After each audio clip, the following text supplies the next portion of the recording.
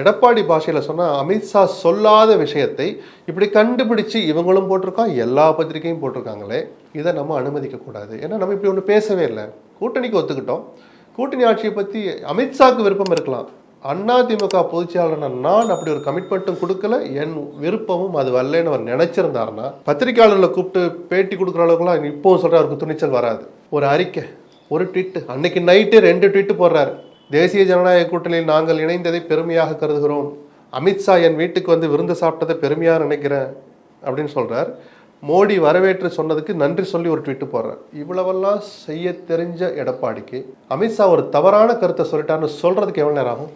அன்னைக்கு வேண்டாம், அடுத்த நாள். அதுதான் அவர் செஞ்ச மிகப்பெரிய தப்பு. எடப்பாடி இப்போ சொல்றதை நம்பி நான் அதை சொல்றேன். ஒருவேளை எடப்பாடி நிர்பந்தங்களுக்கு பயந்து சொல்லியிருந்து சரின்னு சொல்லி அது அமித்ஷா சொல்லியிருந்தால் கூட என்ன காரணமா இருந்திருக்கு இப்ப மறுக்கிறதுக்குன்னா, நான் சொன்னேன் இல்லையா, ஒரு வலுவான மத்தியில் ஆளுகிற ஒரு கட்சி அதிமுகவுக்கு ஆயுதம் மாதிரி கிடைச்சிருக்கு. ஒரு ஆங்கிள் அது மக்கள் ஏற்கிறாங்களா நிராகரிக்கிறாங்களா, பிஜேபி இங்க தமிழ்நாட்டுக்கு ஒன்றும் பெருசா சேரல, அது எப்படி மக்கள் பார்ப்பாங்கிறது ஒரு பக்கம். மத்தியில் ஆளுகிற பிஜேபி திமுகவுக்கு குடைச்சல் கொடுக்க சரியான ஆயுதம் அதிமுகவுக்கு. அந்த வகையில் இது வரவேற்க வேண்டிய கூட்டணி தான், இயல்பான கூட்டணி தான்.